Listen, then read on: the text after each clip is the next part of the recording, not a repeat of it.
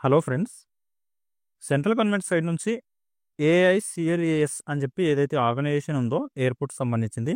ఈ ఆర్గనైజేషన్‌లో 12థ్ క్వాలిఫికేషన్ ఉన్న క్యాండిడేట్స్‌ని మేల్ అండ్ ఫీమేల్ క్యాండిడేట్స్‌ని రిక్రూట్ చేయడం కోసం కొత్తగా ఒక నోటిఫికేషన్ అయితే రిలీజ్ చేయడం జరిగింది. దీనికి సంబంధించి మనం ఈ వీడియోలో అన్ని డీటెయిల్‌గా మాట్లాడుకుందాము. ఇక్కడ చూడండి, ఏఐసిఎల్ఏఎస్ అంటే airports authority of India cargo logistics and allied service company limited అని చెప్పి దీని ఫుల్ నేమ్ ఉంది. ఇది వచ్చేసి 100% subsidised of airports authority of India అని చెప్పి సెంట్రల్ గవర్నమెంట్‌కి సంబంధించిన కంపెనీ అనమాట.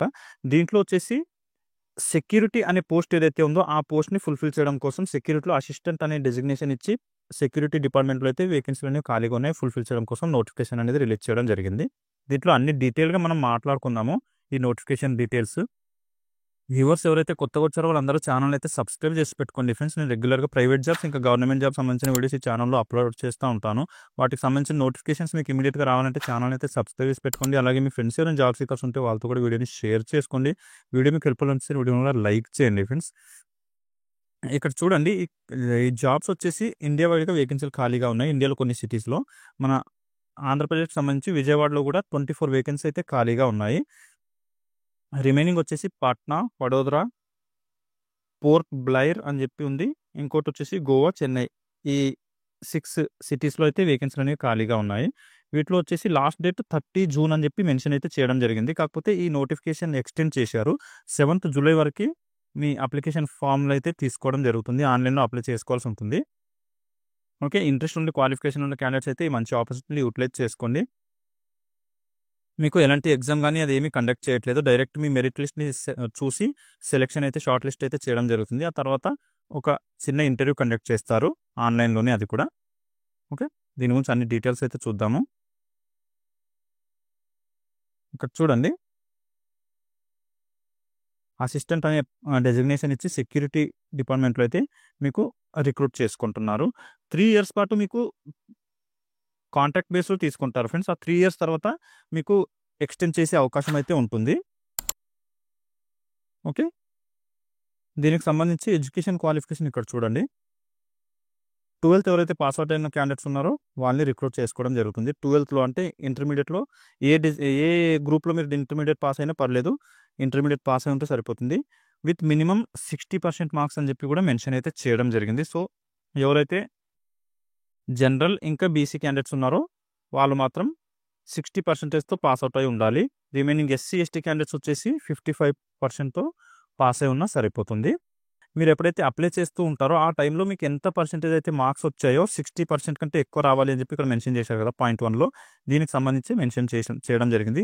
60% అయితే 60%, 70% అయితే 70% అని చెప్పి అయితే మెన్షన్ చేయండి. మనం సీజీపీఏలో అయితే 6.1, 6.2 అని చెప్పి మెన్షన్ చేస్తాం కదా, అలా కాకుండా 60 అయితే 60, 70 అయితే 70, 75 అయితే 75 అని చెప్పి ఇలా మీరు ఎంత పర్సెంటేజ్ వచ్చిందో అంత పర్సెంటేజే మెన్షన్ అయితే చేయాలి అని చెప్పి పాయింట్ అయితే మెన్షన్ చేశారు. సో, అది చూసుకొని మీరు క్యాలిక్యులేషన్ చేసుకొని ఆ తర్వాత అయితే ఫిల్ చేయండి పర్సెంటేజ్ ఆఫ్ మార్క్స్. ఓకే. ఇంకో నెక్స్ట్ కండిషన్ వచ్చేసి ability to read and speak English అని చెప్పి మెన్షన్ చేశారు. ఓకే. ఇంగ్లీష్ చదవడం లేదా రాయడం అయితే ఖచ్చితంగా రావాలి అని చెప్పి మెన్షన్ చేశారు. మాట్లాడడం లేదా రాయడం ఇంగ్లీష్ రావాలి. ఇంగ్లీష్‌తో పాటు హిందీ రావాలి అని చెప్పి కూడా మెన్షన్ అయితే చేయడం జరిగింది. లోకల్ లాంగ్వేజ్ కూడా రావాలి అని చెప్పి మెన్షన్ చేశారు కాబట్టి తెలుగు వచ్చినా సరిపోతుంది మీకు. విజయవాడలో 24 వేకెన్సీస్ ఖాళీగా ఉన్నాయి కాబట్టి తెలుగు క్యాండిడేట్స్‌ని ఆ లొకేషన్‌లో అయితే తీసుకోవడం జరుగుతుంది. ఏజ్ లిమిట్ వచ్చేసి 27 ఇయర్స్ అని చెప్పి మెన్షన్ చేశారు. నాట్ మోర్ దెన్ 27 అన్నారు. ఇది సెంట్రల్ గవర్నమెంట్‌కి సంబంధించింది కాబట్టి ఏజ్ రిలాక్సేషన్ కూడా ఇవ్వడం జరుగుతుంది. దాని గురించి కూడా మనం నెక్స్ట్ మాట్లాడుకుందాము. మీకు జాబ్ ప్రొఫైల్ వచ్చేసి ఏముంటుందంటే ఫ్రెండ్స్, అక్కడ వర్క్ ప్యాసింజర్స్‌కి అసిస్ట్ చేయాల్సి ఉంటుంది. అలాగే బ్యాగేజింగ్ చూసుకోవాల్సి ఉంటుంది. లోడింగ్, అన్‌లోడింగ్ మీరేం మొయ్యాల్సిన అవసరం లేదు. దానికి సపోర్ట్ చేస్తే సరిపోతుంది. అక్కడ మ్యాన్ పవర్ ఉంటుంది. వాళ్ళకి గైడ్ చేయాల్సి ఉంటుంది. Okay. Multi tasking operational work activities అని చెప్పి మెన్షన్ చేశారు. ఓకే. అక్కడ ఎయిర్‌పోర్ట్‌లో ఏవైతే చిన్న చిన్న వర్క్స్ ఉంటాయో అక్కడ సపోర్టింగ్‌గా ఉండాల్సి ఉంటుంది మీరు. ఓకే. ఈ జాబ్‌కి అప్లికేషన్ ఫీజ్ వచ్చేసి ఎవరైతే ఓబీసీ ఇంకా జనరల్ క్యాండిడేట్స్ ఉన్నారో వాళ్ళకొచ్చేసి 500 మెన్షన్ చేశారు. అలాగే ఉమెన్స్ ఇంకా ఎస్సీ, ఎస్టీ, ఈడబ్ల్యూఎస్ కేటగిరీకి సంబంధించిన క్యాండిడేట్స్‌కి వచ్చేసి ₹100 అప్లికేషన్ ఫీజ్ అయితే ఉంది. అప్లై చేస్తున్న ప్రాసెస్‌లోనే మీరు ఆన్‌లైన్‌లో ఈ ఫీజ్ అయితే పే చేయాల్సి ఉంటుంది. ఓకే. ఇంకా మీకు దీంట్లో ఎలాంటి డౌట్స్ ఉన్నా కూడా కామెంట్‌లో అయితే అడగండి ఫ్రెండ్స్. అక్కడ నేను క్లియర్ చేయడానికి ట్రై చేస్తాను. ఈ నోటిఫికేషన్ రిలీజ్ చేసింది వచ్చేసి 9th జూన్‌లో అయితే జూన్ డేట్‌కి రిలీజ్ చేయడం జరిగింది. అప్లికేషన్ ఫార్మ్ తీసుకోవడం స్టార్ట్ అయింది. 13th జూన్ వరకి లాస్ట్ డేట్ ఇచ్చారు. కాకపోతే మళ్ళీ దీన్ని ఎక్స్టెండ్ చేసి 7th జూలై వరకి ఎక్స్టెండ్ అయితే చేయడం జరిగింది. సో, దీనికి సంబంధించి కూడా నేను ప్రూఫ్ చూపిస్తాను మీకు. ఇక్కడ చూడండి ఫ్రెండ్స్. 13th జూన్ రోజు మళ్ళీ దీన్ని ఎక్స్టెండ్ చేస్తూ ఒక నోటిఫికేషన్ అయితే రిలీజ్ చేయడం జరిగింది. ఇక్కడ చూడండి. Is being extended from 13th June to 7th July వరకి అని చెప్పి మెన్షన్ అయితే చేశారు. ఈవినింగ్ 5:00 వరకి 7th జూన్ రోజు ఈవినింగ్ 5:00 వరకి మీ అప్లికేషన్స్ అయితే ఆన్‌లైన్‌లో తీసుకోవడం జరుగుతుంది. సో, ఇంట్రెస్ట్ ఉండి క్వాలిఫికేషన్ క్యాండిడేట్స్ అందరూ కూడా అంతలోపు అప్లై చేసుకోవడానికి అయితే ట్రై చేయండి.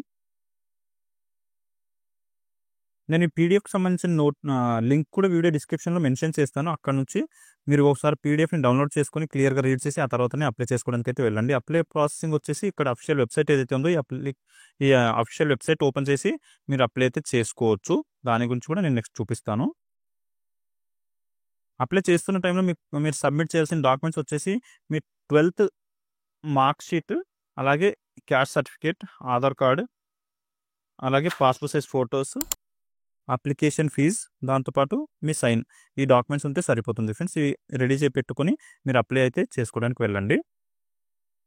మీకు సాలరీ ఎంత పే చేస్తారు అంటే ఇక్కడ మెన్షన్ చేశారు చూడండి ఫ్రెండ్స్. ఫస్ట్ ఇయర్ వచ్చేసి ఫస్ట్ మీరు జాయిన్ అయిన 1 ఇయర్‌కి 21,500 వరకు సాలరీ అయితే పే చేయడం జరుగుతుంది. నెక్స్ట్ ఇయర్ వచ్చేసి 22,000, ఆ నెక్స్ట్ ఇయర్ వచ్చేసి 22,500 పాటు మీకు సాలరీ అనేది పే చేయడం జరుగుతుంది. ఈ 3 ఇయర్స్ పాటు కాంట్రాక్ట్ బేస్ ఉంటుంది కాబట్టి ఆ 3 ఇయర్స్ కంప్లీట్ అయిపోయిన తర్వాత మీకు పర్మనెంట్‌గా అక్కడే జాబ్ కూడా చేయించుకునే అవకాశం అయితే ఉంటుంది. సో, ఈ మంచి ఆపర్చునిటీ యూటిలైజ్ అయితే చేసుకోండి. ఏజ్ రిలాక్సేషన్ వచ్చేసి ఎవరైతే ఎస్సీ, ఎస్టీ క్యాండిడేట్స్ ఉన్నారో వాళ్ళకొచ్చేసి 5 ఇయర్స్ పాటు ఏజ్ రిలాక్సేషన్ ఇవ్వడం జరిగింది. అలాగే ఓబీసీ క్యాండిడేట్స్‌కి వచ్చేసి 3 ఇయర్స్ పాటు ఏజ్ రిలాక్సేషన్ ఇచ్చారు. ఏజ్ ఒకవేళ మీకు ఎక్కువగా ఉంటే ఈ ఏజ్ రిలాక్సేషన్‌ని యూజ్ చేసుకోవచ్చు. ఇక్కడ చూడండి ఫ్రెండ్స్. సెలక్షన్ ప్రాసెస్ వచ్చేసి మీకు ఇంటర్మీడియేట్‌లో ఏవైతే పాస్ మార్క్స్ వచ్చాయో దాన్ని బట్టే మీకు షార్ట్ లిస్ట్ చేసి దాంట్లోనే మీకు నార్మల్‌గా ఇంటర్వ్యూ అయితే కండక్ట్ చేస్తారు. అక్కడి నుంచి సెలక్షన్ అయితే చేయడం జరుగుతుంది. ఓకే. ఇది ఫ్రెండ్స్ ఈ జాబ్‌కి సంబంధించిన జాబ్ నోటిఫికేషన్ డీటెయిల్స్. ఇంకా మీకు దీంట్లో ఎలాంటి డౌట్స్ ఉన్నా కూడా నాకు కామెంట్‌లో అయితే అడగండి. అక్కడ నేను క్లియర్ చేయడానికి ట్రై చేస్తాను. దీనికి సంబంధించిన అఫీషియల్ వెబ్‌సైట్‌కి సంబంధించిన లింక్ కూడా నేను వీడియో డిస్క్రిప్షన్‌లో మెన్షన్ చేస్తాను. అక్కడి నుంచి మీరు అప్లై అయితే చేసుకోవచ్చు.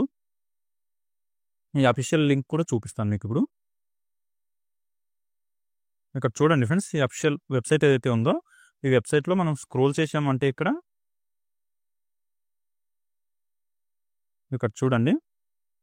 7th జూలై వరకి లాస్ట్ డేట్, ఎండ్ డేట్ అని చెప్పి మెన్షన్ అయితే చేయడం జరిగింది. ఇక్కడ అప్లై ఆప్షన్ కనిపిస్తుంది. అప్లై మీద క్లిక్ చేశారంటే రిజిస్ట్రేషన్ చేసుకోండి అని చెప్పి ఒక ఆప్షన్ వస్తుంది. అక్కడ మీరు క్లిక్ చేసి రిజిస్ట్రేషన్ అయితే చేసుకోవాల్సి ఉంటుంది. ఓకే. ఇలా అప్లై మీద క్లిక్ చేశారంటే please login to apply for this position అని చెప్పి మెన్షన్ చేశారు. సో, రిజిస్ట్రేషన్ చేసుకొని ఆ తర్వాత అయితే అప్లై చేసుకోండి. ఓకే. ఎలాంటి డౌట్స్ ఉన్నా కూడా మీరు కామెంట్‌లో అడగండి. అక్కడ నేను క్లియర్ చేయడానికి అయితే ట్రై చేస్తాను. ఇది ఫ్రెండ్స్ ఈ కంపెనీకి సంబంధించిన జాబ్ నోటిఫికేషన్ డీటెయిల్స్. అలాగే వ్యూవర్స్ ఎవరైతే కొత్తగా వచ్చారో వాళ్ళందరూ ఛానల్ అయితే సబ్స్క్రైబ్ చేసి పెట్టుకొని మీ ఫ్రెండ్స్ ఎవరైనా జాబ్ సీకర్స్ ఉంటే వాళ్ళతో కూడా వీడియోని షేర్ చేసుకోండి. వీడియో మీకు హెల్ప్‌ఫుల్ అనిపిస్తే లైక్ చేయండి ఫ్రెండ్స్.